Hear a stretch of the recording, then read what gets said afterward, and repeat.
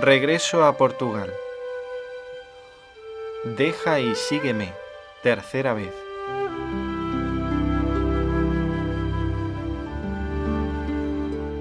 El día 15 de mayo, alrededor de las 10, la vicesuperiora llamó a la hermana Dolores y le dice que estaba el señor cónsul y que le quería hablar. Dejémosla contarnos cómo vivió estos momentos de sorpresa con espíritu de fe y obediencia incondicional. Fui a la sala con su reverencia y apenas el señor cónsul nos vio, dijo: «Hermana, acaba de telefonearme desde Porto su superiora y me pidió que le diera el pasaporte para ir al colegio de Sardao a hablar con la madre vicaria, pero que es necesario ir hoy a dormir a Valença para seguir mañana en el tren de las 5:30 de la madrugada. Yo no puedo en tan poco tiempo darle un documento oficial porque la hermana está registrada en Vigo, pero le doy un documento provisional, visto que su superiora me afirma que la hermana vuelve. Dice la madre que usted, hermana, vaya con la hermana María Augusta Mariño». «Oh, señor cónsul, eso me parece una cosa muy extraña. Una orden así, sin decir nada aquí y con tanta urgencia. Bueno, hermana, ahora no me haga quedar mal. Su superiora me pidió este favor muy encarecidamente y yo prometí que lo hacía». En este momento llaman al teléfono. Fui. Era la madre superiora, que habla desde Sardao diciéndome lo mismo.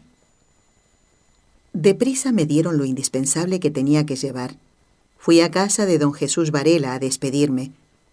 Le di como recuerdo un rosario que para él había hecho y en el cual había colocado el crucifijo encontrado en la fosa, con el fin de desprenderme de él, pues pensaba que le tenía apego. Pedí a su reverencia el favor de anunciar mi despedida al señor obispo, visto que no me quedaba tiempo para hacerlo personalmente, y de comunicar lo mismo al señor obispo de Valladolid, pues aunque mis superioras en este momento afirmen que vuelvo, no me parece que eso se vaya a realizar. Volví a casa. Me despedí de la comunidad, de mi querido sagrario y capilla. Pasé por el consulado para recoger los documentos. Me despedí de la señora doña Elvira y del señor cónsul, que se mostraba tan optimista en lo referente a mi regreso. Y seguí para Valença, pues era preciso pasar la frontera antes de las 6 de la tarde. Con la hermana Mariño llegamos al asilo Fonseca cerca de las 7. La madre superiora, madre dilecta, nos hospedó muy bien. Una cena de fiesta, caldo de gallina, arroz, pollo asado con patatas fritas, compota, pasteles y fruta.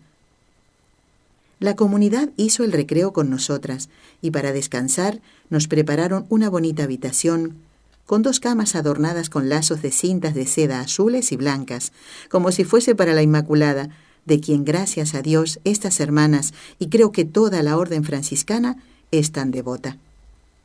Por la mañana nos levantamos temprano y a las 5:30 salimos para Porto en el tren. La noche anterior ya nos habíamos despedido, pero por la mañana la madre superiora todavía se levantó para darnos un abrazo más. No sé, pero tengo la impresión de que la hermana no vuelve aquí, me dice la madre. Yo también lo pienso así, respondí. Es capaz la madre vicaria de querer llevarla a Roma.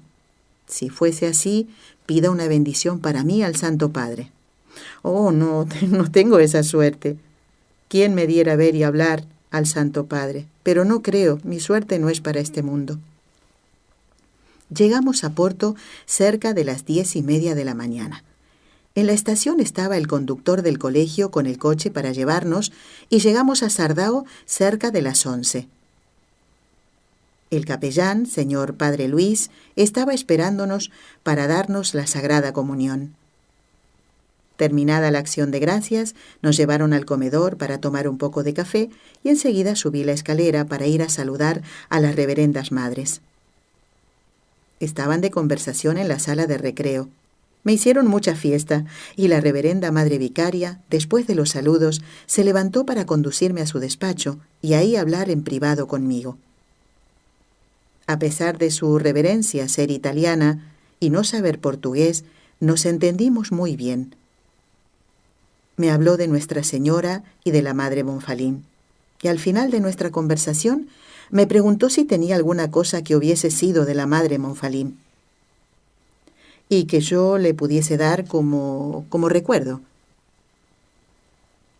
Como allí solo tenía la pequeña imagen de Nuestra Señora que la Madre Monfalín me había dejado a la hora de la muerte y que desde entonces traía siempre conmigo, me desprendí de ella y se la di.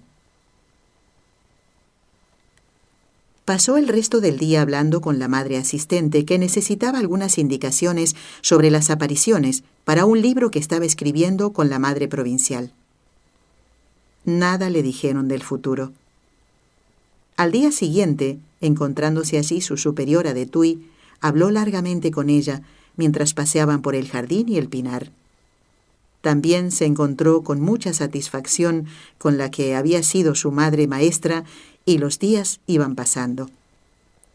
Rápidamente, las alumnas iban descubriendo quién era aquella nueva hermana que había llegado y comenzó a ser esperada en todos los rincones de la casa.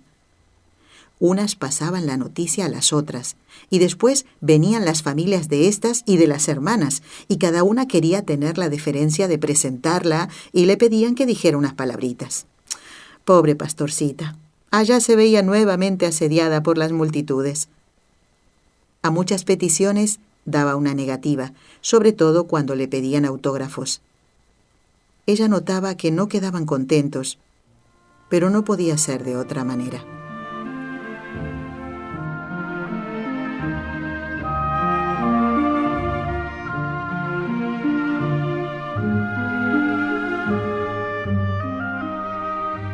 Lucía visita a Fátima.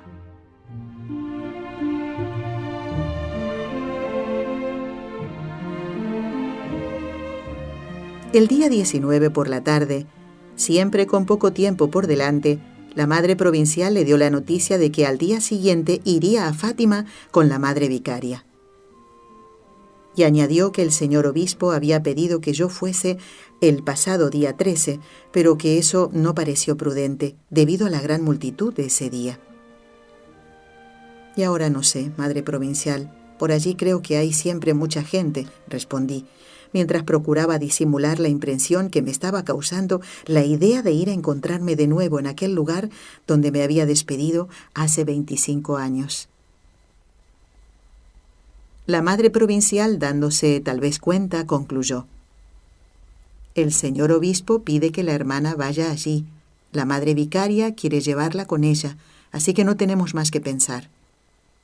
Claro que si fuese consultada, diría que prefería no ir, no porque en eso no tuviese gusto, sino para evitar inconvenientes.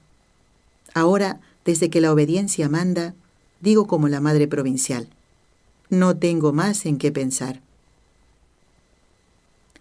Imaginémonos lo que habrá sido aquella noche para la hermana Dolores. Iba de nuevo a pisar la tierra que la vio nacer y crecer, que fue testigo de tantas gracias recibidas en su infancia, e iba de nuevo a volver a ver aquellos lugares santificados por la presencia de María y del ángel. Precisamente el señor obispo quería que ella identificase los lugares de las apariciones del ángel. Al día siguiente, 20 de mayo, en compañía de la madre vicaria, de la madre asistente y de la madre provincial, en el coche del colegio, salieron en dirección a Fátima, pasando por Coimbra, donde comieron, saliendo de aquí solo alrededor de las 4 de la tarde, acompañándolas una madre más de esta casa.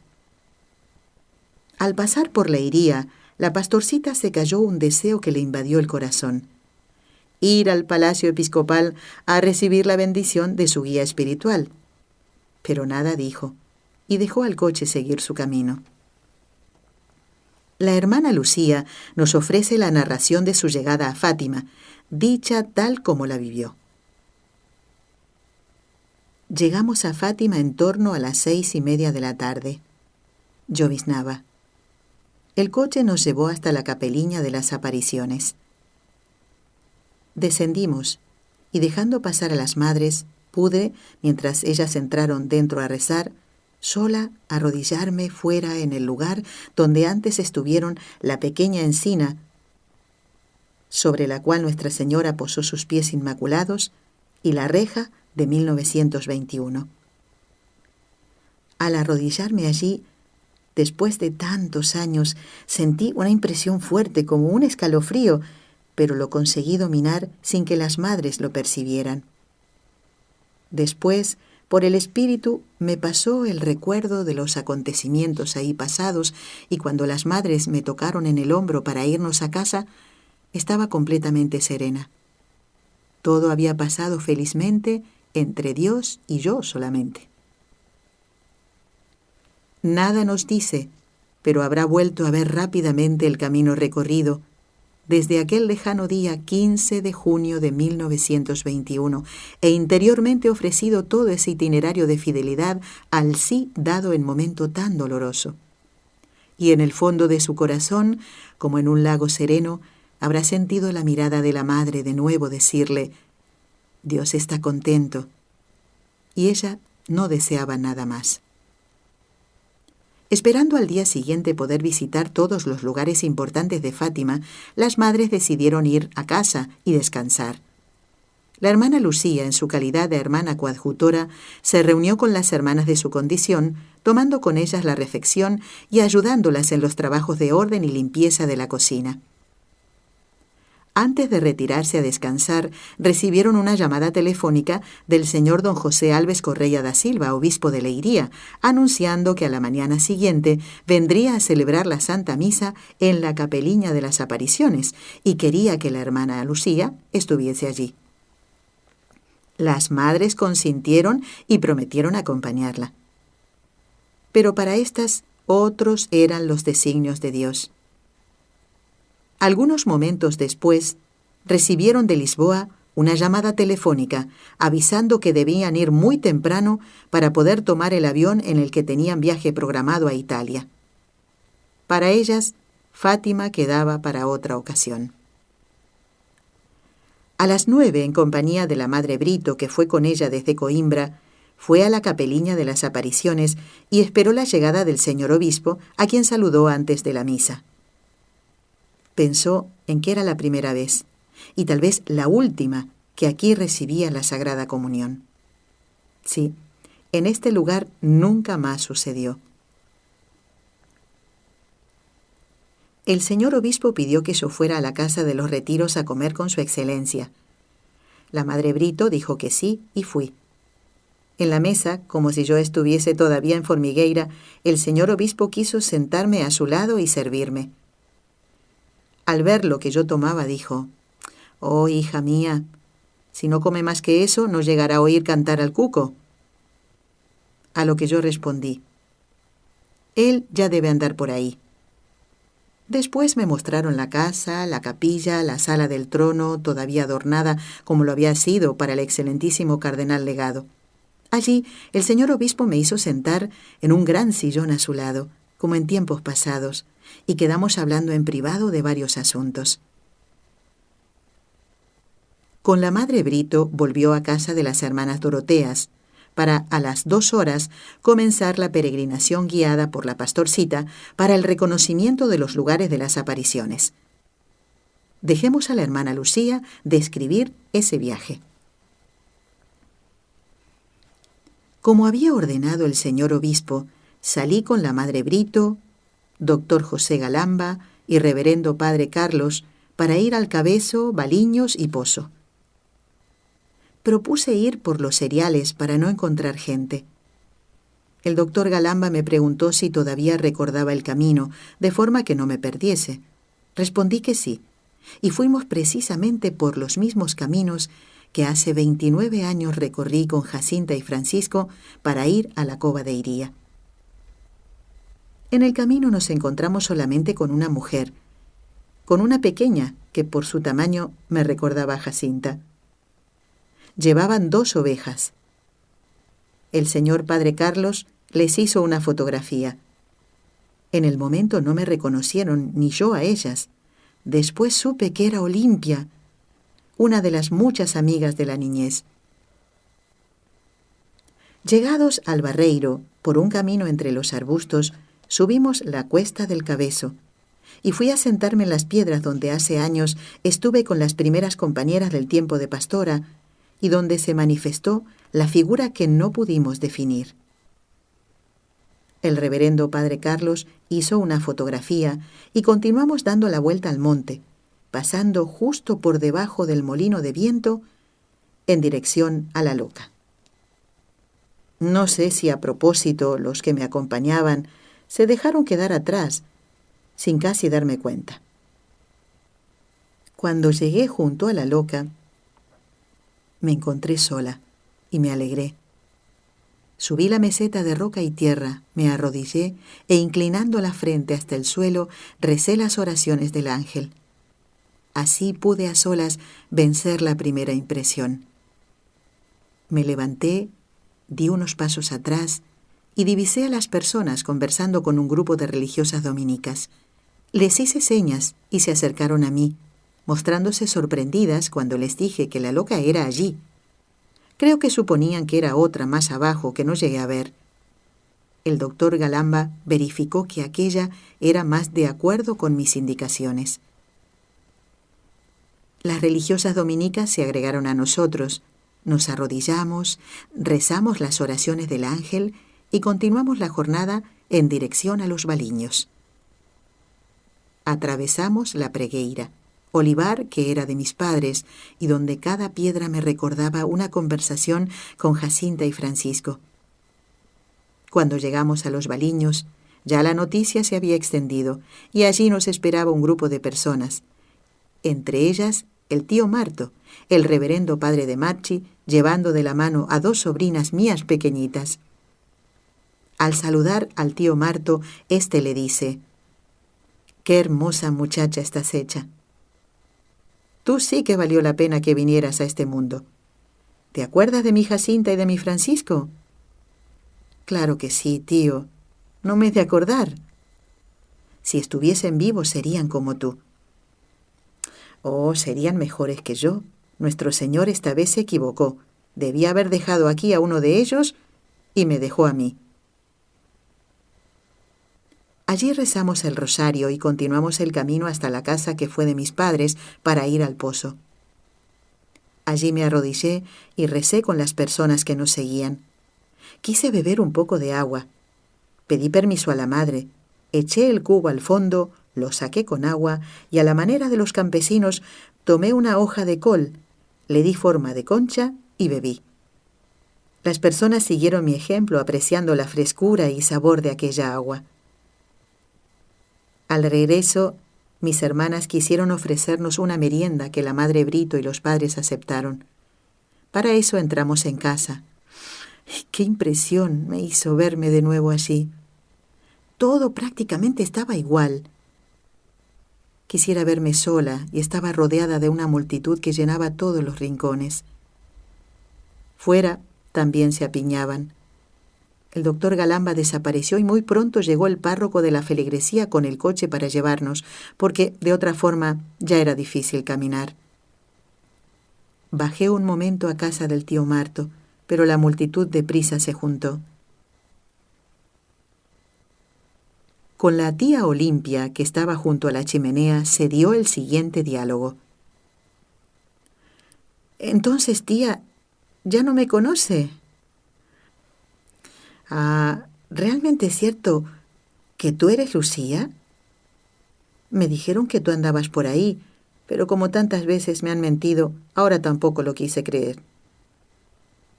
«Así las cosas. Espera a ver». Como el mismo Tomás. «¿Quién es ese?» «Es verdad, es una persona que la tía no conoce. En mi tiempo aquí estaba la bodega. ¿Ahora vive aquí?» «En la otra vive mi Juan. ¿Tú te acuerdas de mi Jacinta y de mi Francisco?» «Me acuerdo, sí, y de los sermones que la tía nos predicaba». «Sí, pero tu madre te reñía más, era peor que yo». «¿Peor?» «Eso no, 1000 veces mejor. ¿No conoce el refrán que dice, quien bien te quiere, te hará llorar?» «Sí». Me despedí abrazando a tía Olimpia. A duras penas conseguí entrar en el coche. rodeado de gente, y seguimos a la iglesia parroquial.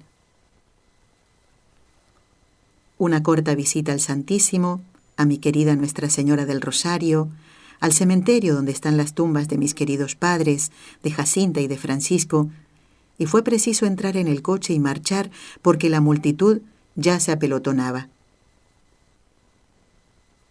Había terminado la peregrinación guiada por la pastorcita, aquella a quien le fue entregado el mensaje de Fátima en la pequeñez evangélica de un grano de mostaza, pero que ahora es un árbol que se ramifica por toda la tierra. Fue un día de intensas emociones, reprimidas y bien guardadas en el cofre reservado de su corazón, tan habituado a saber guardar secretos. Si ella pudiese haber hecho esta excursión a solas con Dios, qué bien le habría sabido. Pero no fue posible. Ya de noche se retiraron a casa. Poco después, de parte del señor obispo, vinieron a invitar a la hermana Lucía y a las hermanas de la comunidad para ir a la casa de retiros a ver una película de algunas fiestas celebradas en el santuario y pudo tener en sus manos la magnífica corona de Nuestra Señora. Con ella fueron varias hermanas, volviendo a casa a las 11 de la noche y se retiraron a descansar. Nada nos dice la hermana Lucía, pero junto con una gran fatiga por los caminos recorridos y por las emociones sufridas, debía tener también el espíritu lleno de recuerdos guardados y que solo con Dios y con la Madre ella podía desahogarse. ¿Habrá dormido poco? Ciertamente reclinó la frente fatigada sobre el regazo de la Madre, y ella habrá abandonado todo en profunda gratitud por todo el bien recibido. Y durmió como un ángel. Al día siguiente, 22 de mayo, participó en la Eucaristía en la capilla de la casa y durante la mañana recibió varias visitas autorizadas por el señor obispo.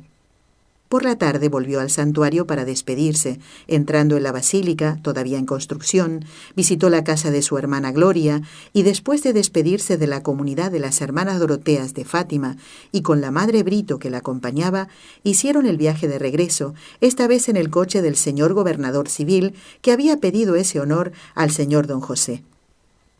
En compañía de su esposa, las trajo hasta Leiría, dejándolas en el palacio episcopal.